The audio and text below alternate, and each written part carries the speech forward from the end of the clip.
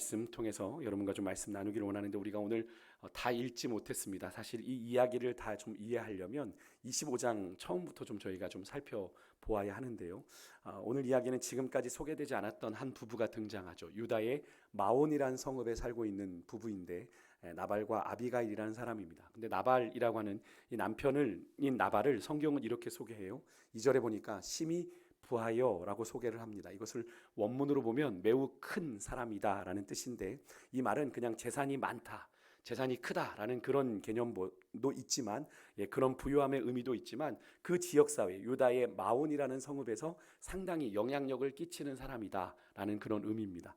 그래서 당시에 나발이라는 사람이 그 지역에서 가지고 있는 사회적인 영향력, 부가 얼마나 대단했는지를 매우 큰 사람이다라는 이 한 구절로도 우리가 충분히 짐작해 볼 수 있는데 이어지는 구절에 보니까 그가 소유한 재산이 양만 3천이고 염소가 1,000마리예요.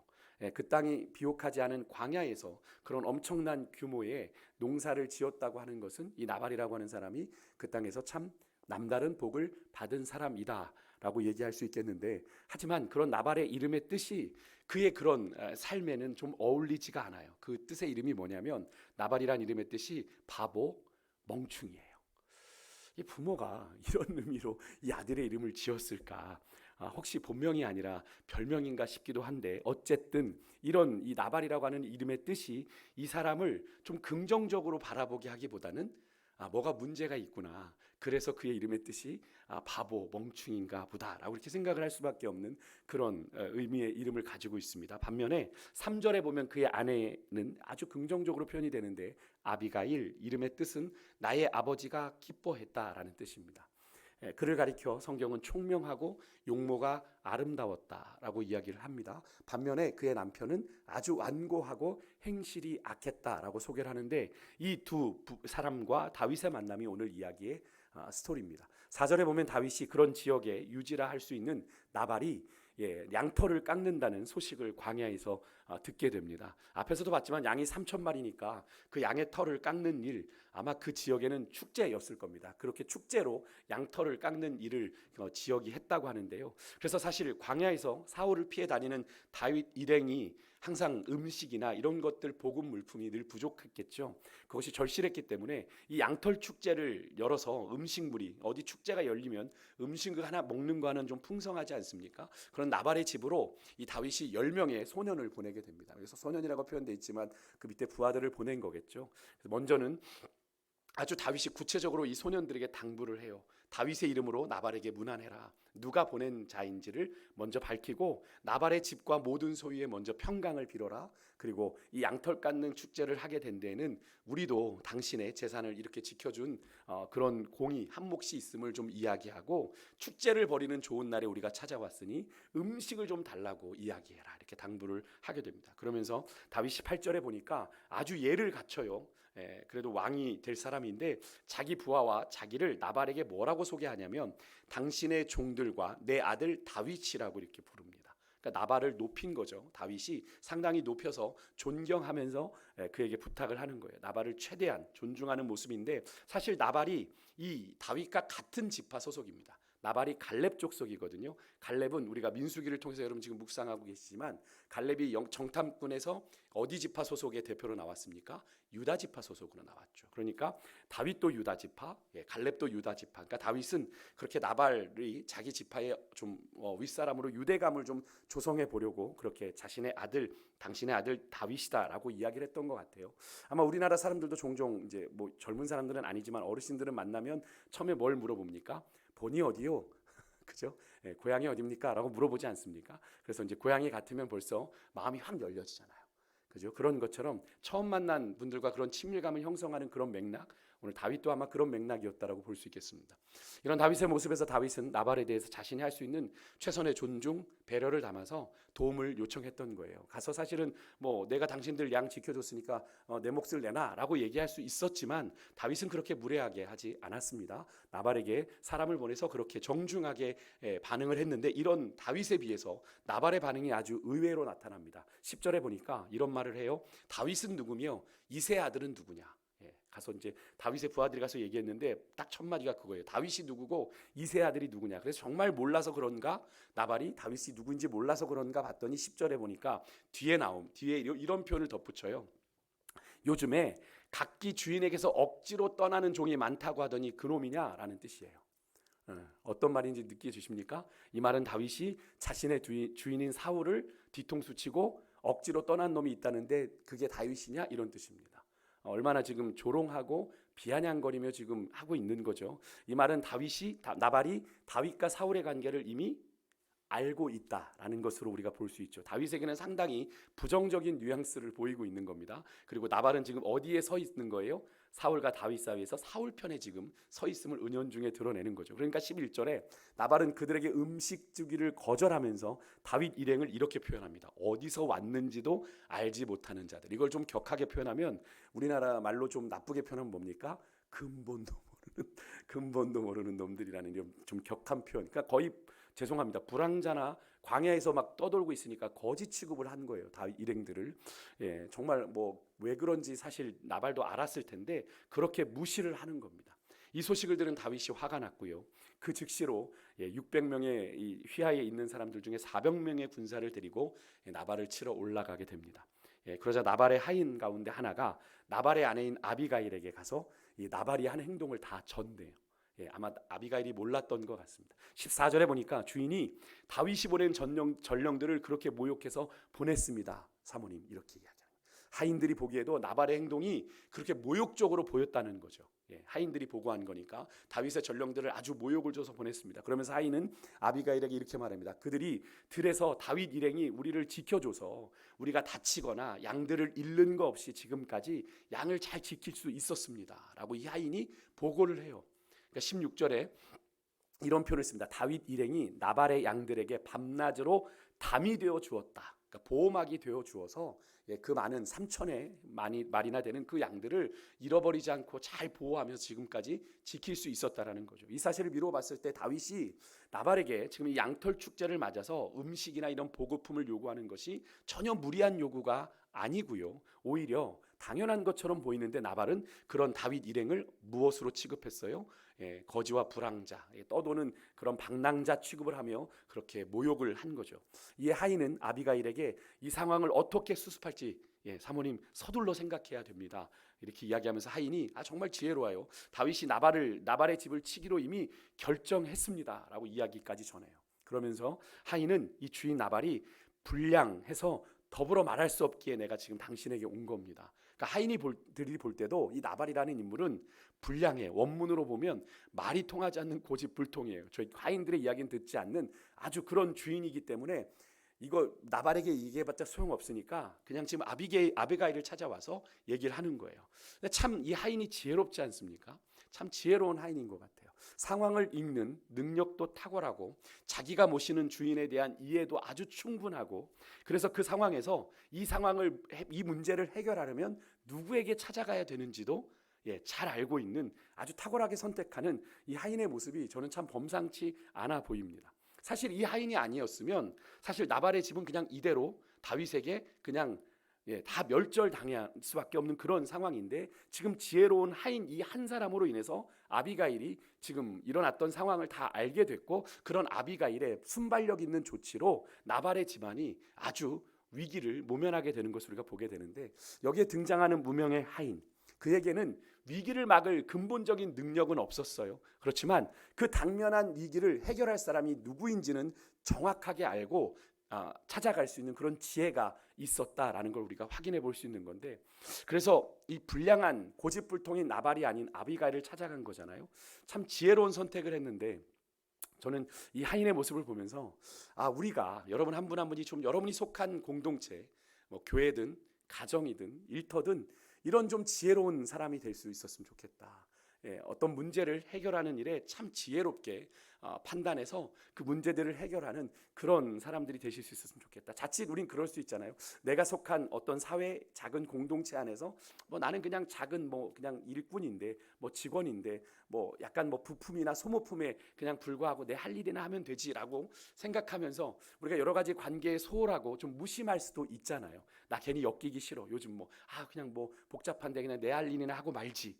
여러분 그렇게 생각할 수 있는데 하나님은 여러분 우리의 능력의 유무와 상관없이 우리가 처한 환경에서 하나님의 사람답게 가장 적절하고 유의미한 행동을 할 수 있도록 우리의 삶을 여러분 이끌어 간다라는 사실을 여러분 믿으시고 여러분이 그 현장에 그 일터에 그 공동체에 있게 하신 건 여러분이 찾아가서 그곳에 있는 것이 아니라 하나님이 여러분을 그곳에 있게 하셨음을 믿는다면 하나님이 여러분들을 그곳에 있게 하신 그 부르심에 합당하게 반응하며 살아가는 것이 올바른 것이겠죠. 그런 선한 영향력을 여러분의 삶의 현장에서 온전히 나누시는 그런 하나님의 사람들 되실 수 있길 주의 이름으로 축복합니다. 또 한 가지는 그런 하인의 말을 경청하는 전 아비가일의 모습도 참 인상적인 것 같아요. 아비게일이라는 사람의 참 얼굴을 마주하고 싶은 생각이 들 정도로 이 말씀을 묵상하면 참 지혜로움도 보이고 용모도 아름답다고 했는데 그 모습이 어떤 모습일까 참 궁금하시는데 아마도 평소에도 아비가일은 이 하인들 종들의 말을 참 귀담아 듣고 좋은 관계를 맺었던 사람이지 않을까 하는 그런 생각을 해보게 됩니다. 종이 아비가일에게 이야기하는 모습이 너무 자연스러워요. 평소에 대화가 없다면 그런 대화를 할 수 있지 않을 것 같다는 생각이 드는데 그래서 그 긴박한 상황에서 아비가일은요 하인의 한마디 한마디를 경청하며 아주 신속하고 적절하게 판단을 내리고 대처를 하게 됩니다. 여러분 진실한 마음으로 경청하는 사람에게 듣고자 하는 자에게 하나님은 당신의 지혜를 알게 하시는 거예요. 여러분 정말로 겸손하게 잘 들을 수 있는 지혜가 여러분과 저에게 있기를 간절히 소망합니다. 여러분 하나님이 듣고자 해야 말씀해 주시는 거예요. 하나님이 여러분이 듣고자 하지도 않는데 하나님 얘기하시면 여러분 잘 들을 수 없는 게 당연합니다. 제가 종종 청년들에게 그런 이야기 하거든요. 하나님과 우리는 차원이 다른 존재잖아요. 여러분 하나님이 말씀하시는 걸 우리가 벌떡벌떡 알아들을 수 있는 그런 존재가 아니다. 그러니까 우리는 어떻게든 하나님과 듣고자 하는 마음을 가지고 늘 하나님을 향해서 귀를 열고 있을 때 하나님이 우리에게 지혜를 알게 하시고 깨닫게 하시는 거다라는 것을 여러분 꼭 기억하시고 여러분의 삶의 현장에서 분주하더라도 여러분의 귀는 늘 어디를 향해 열려 있어야 돼요? 주의 말씀을 향해 열려 있는 여러분이 되시길 주의 이름으로 축복합니다. 이어지는 18절부터 보면 아비가일은 그런 긴박한 상황을 수습하기 시작해요. 당장 떡 200덩이, 포도죽 2가죽 부대, 당장 잡아 요리한 양고기 5마리, 볶음곡식 5스아. 이건 뭐 어마어마한 양이더라고요. 건포도 100송이, 무화과 뭉치 200개. 어마어마한 양이지 않습니까? 이것을 나귀에 싣고 소년들을 통해 먼저 자기보다 앞서 아비게일이 보내고 자신은 그 뒤를 따라가게 되는데 여러분 이렇게 긴박한 상황에서 여러분 이런 어마어마한 양의 식량을 준비할 수 있는 것. 여기 이제 우리 주부분들 계신데 갑자기 집에 손님이 막 갑자기 온다 그래서 여러분 상을 한 판 크게 차리시려면 평소에 해보지 않은 분들 그거 쉽지 않죠. 여긴 아니신가 봐요. 우리 권사님들이야 뭐 뚝딱 하시면 되시겠지만 그게 쉽지 않다고 저는 들었습니다. 그래서 가끔 이제 정말 가끔 신방 예전에 대신방 할 때 정말 이렇게 차려놓으신 거 보면 그게 어떻게 차리셨을까 이게 염려가 되는데 그런 경우 그 미리 좀 평상시에 그렇게 큰 집이어서 많이 차려보신 분들은 그것에 익숙하다라는 이야기를 목사님 이게 제가 익숙해서 이렇게 차릴 수 있으니까 뭐 염려하지 마세요 이렇게 얘기하시는 분들이 있더라고요. 그런 분들은 평상시에 그렇게 큰 집이어서 많은 상을 차려본 요리를 해본 경험 때문에 그런 것들을 하는 거죠. 오늘 아비게일의 모습이 그런 겁니다. 지금 이 긴박하고 다급한 상황에서 이런 어마어마한 양의 식량을 준비해서 보낼 수 있었다라는 것, 아비가일이 평소에 그 가정 안에서 어떻게 이 가정을 돌보고 어떻게 운영해 왔는지 그 내무부 장관으로서의 삶의 모습을 얼마나 충실하게 훈련해 왔는지를 볼 수 있는 아주 자연스러운 모습이죠. 위기를 만나도 유연하게 대처하는 사람들을 보면 다 평소에 자기들이 해야 하는 일들에 있어서 좀 성실하게 잘 준비했던 사람들에게 그런 위기가 어떤 변수가 그들에게는 당황함이 되지 아니하고 오히려 자연스럽게 그것을 대처하게 되는 모습을 보게 되는데 오늘 아비가일의 모습이 딱 그런 모습인 것 같아요. 거기다가 먼저 식량을 보내고 자신이 뒤따르는 모습이 어떤 장면의 데자뷰 같지 않으십니까? 여러분 누가 떠오르세요? 창세기에서 야곱이 형 에서를 만나러 가기 전에 먼저 막 물건들을 종들을 통해서 순번대로 막 보내지 않았습니까? 자기는 뒤에 남아서 기도하고 이제 찾아갔잖아요. 아마도 위협적인 상대를 만나러 갈 때 자신을 낮추고 상대의 용서와 관용을 기대하면서 먼저 선물로 그 마음을 녹이고 난 뒤에 가는 것이 그 당시 아마 관습이지 않았을까. 고대 근동의 그런 관습이지 않았을까 싶은데, 어쨌든 아비게일은 그렇게 급히 조치를 취하고 나서 이 사실을 나발에게 알리지 않습니다. 나발에게 얘기해봤자 쓸데없는 짓거리 한다고 욕먹을 테니 이야기하지 않고 조심스레, 성경에 보니까 산 호적한 곳을 따라 다윗 일행을 향해 나아갔다라고 돼 있는데, 산 호적한 곳이라는 건 산에 숨어서 갔다는 얘기인데, 아비게일이 편안한 길로 가지 아니하고 급하니까 지름길로 산행을 해가지고 다윗에게, 일행에게 다가갔다라고 하는 표현이에요. 그렇게 가던 중에 나발을 치러 올라오는 다윗 일행을 아비게일이 마주하게 되면서 오늘 이야기가 시작되는, 참 긴장되는 장면이죠. 조금만 늦었어도 다윗의 군대가 나발의 집에 도착했더라면 사실 나발의 집은 회생할 기회가 없었을 것인데, 이 아비게일이라고 하는 참 지혜로운 여인의 순발력 있는 대처로 이런 회생의 기회를 얻게 된 것을 우리가 보게 되는데, 여러분, 사람들이 그런 말 해요. 기회는 우연히 찾아온다. 여러분, 그렇지 않죠. 기회는 준비된 자에게 찾아오는 거예요. 오늘 그 기회가 평소 준비되어 있던 아비게일에게 찾아온 거죠. 다윗은 이미 나발을 치러 올라가면서 이미 마음에 다짐을 했어요. 21절 22절 우리가 오늘 읽은 성경 앞에 보면, 다윗은 나발의 소유를 내가 광야에서 애써 애를 써 지켜준 것 내가 허사였다, 이렇게 표현, 진실로 허사였다, 후회를 합니다. 그리고 자기의 선을 이렇게 나발이 악으로 갚았다라고 하는 걸 되게 속상해하면서, 내가 나발에게 속한 남자들 다 죽이지 않으면 하나님이 나를 벌 내리실 거다라고 아주 독한 마음을 먹고 다윗이 갔어요. 평소 사실 다윗의 모습과는, 평소 인자했던 사울을 대할 때의 모습과는 영 어울리지 않는 다윗의 모습인데, 다윗의 마음이 그 순간은 참 많이 강팍해졌던 것 같아요. 나발에 대해서 아주 마음이 아주 강팍해져 있습니다. 23절에 그런 다윗을 보고 아비가일이 급히 나귀에서 내려서 다윗 앞에 엎드려 그의 얼굴을 땅에 대었다. 어떤 장면이 떠오르십니까? 아비게일이 다윗 앞에 자신을 바짝 낮춘 거죠.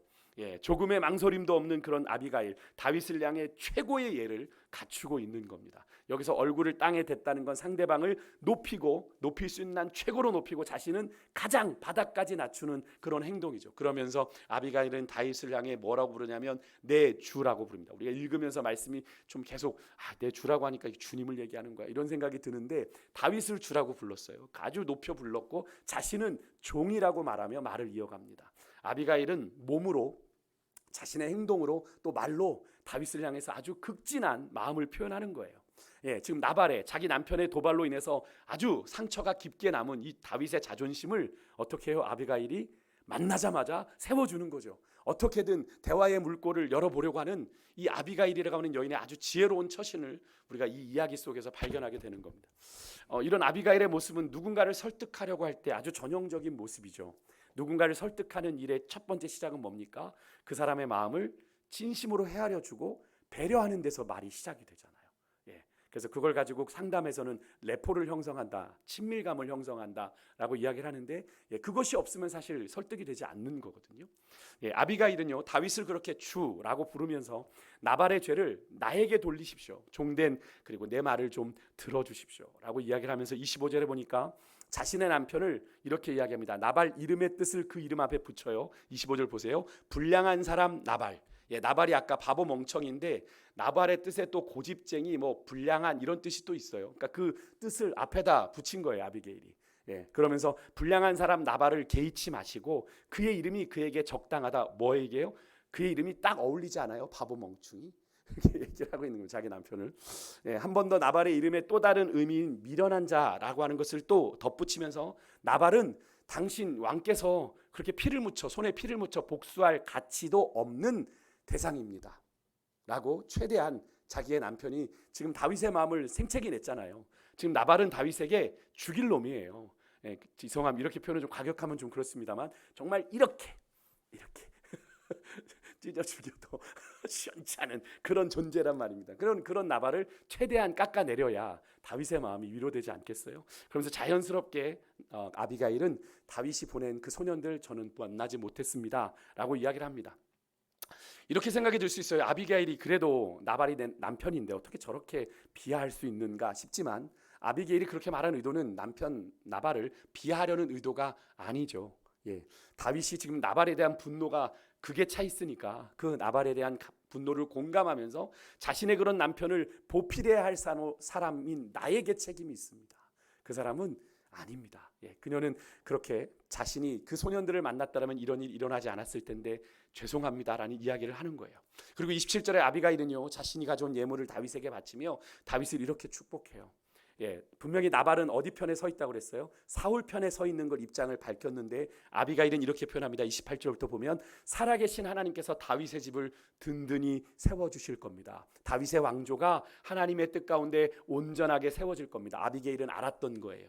하나님이 다윗에게 기름 부어 사울에 이어 왕위를 이어가게 하실 것을 아비게일은 알았고, 그렇게 하나님께서 그 왕조를 굳게 든든히 세워 가실 거라는 걸 알았어요. 29절, 그래서 다윗이 아무리 위험한 일을 당한다고 하더라도 하나님이 다윗을 생명싸개 속에 보호해 주실 거고, 원수들이 다윗에게 도전한다고 할지라도 하나님은 물레를 던지듯 그들을 다 던져버리실 거다. 다윗에게 도전하지 못할 거다라고 축복합니다. 하나님이 그렇게 하시는 이유, 다윗이 지금까지 악한 일 하지 않았고 여호와의 싸움을, 거룩한 전쟁을 지금까지 싸워왔기 때문에 라고 28절에 이야기하는데, 여러분 이 말을 잘 들어보시면요, 이 아비가일이라는 여인이 얼마나 대단한 여인인지를 느끼게 되는데, 언뜻 볼 땐 그냥 다윗을 일방적으로 축복한 이야기 같은데, 이 여인의 말을 은근히 잘 들여다보면요, 다윗을 향한 권면과 약간 이렇게 표현하면 그렇습니다만 훈계의 내용이 들어있어요.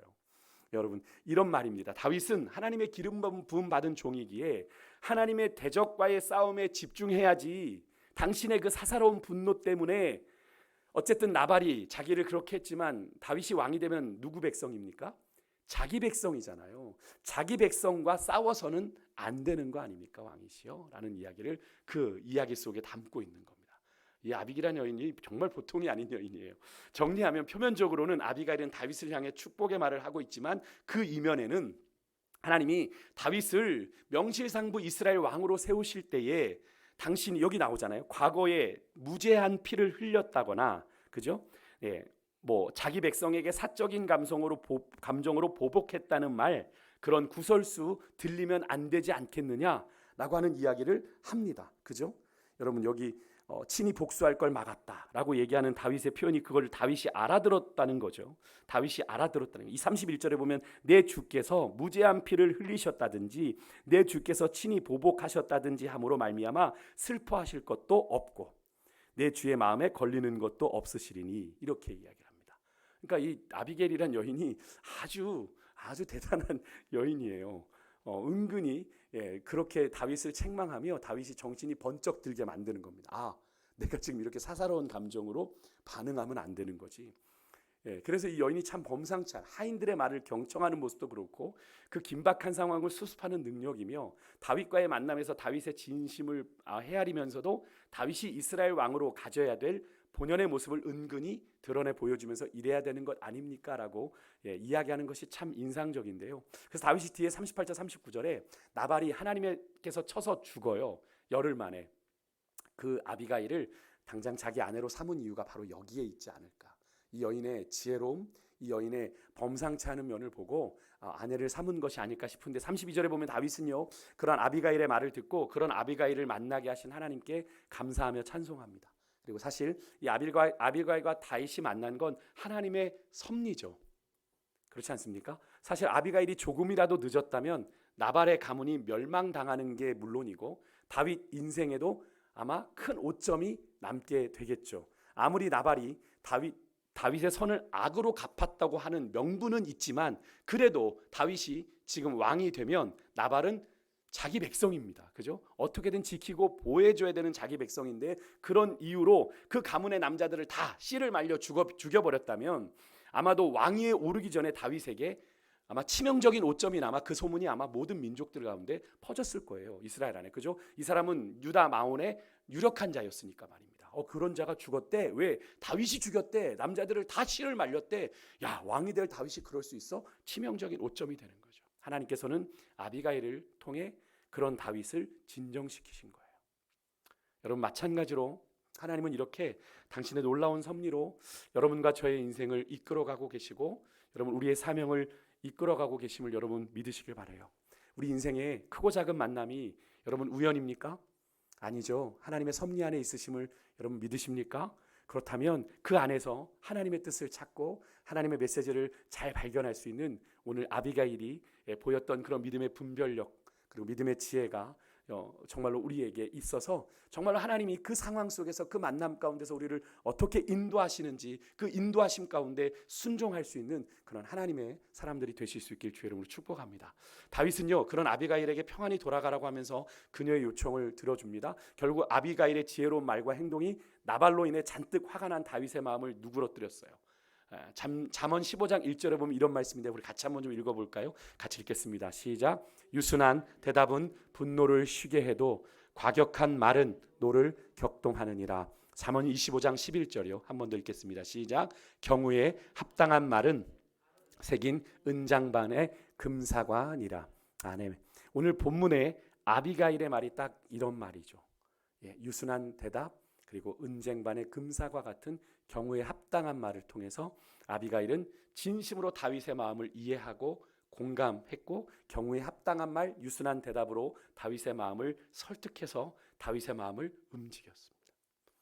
참 부럽습니다. 아비가일의 이런 정말 능력이 참 부러워요. 하나님 이런 지혜가 저에게도 있길 원합니다. 소망하면서 말씀을 준비했는데 더 나아가 아비가일은 아까도 말씀드린 다윗이 하나님께 소명을 받은 이스라엘의 왕으로 기름 부으심 받은 자인 것을 다시 한번 깨닫게 했죠. 아차, 내가 이렇게 사사로운 감정에 휘둘리면 안 되지라고 하는 그것을 깨우치는 역할을 했던 아비가일.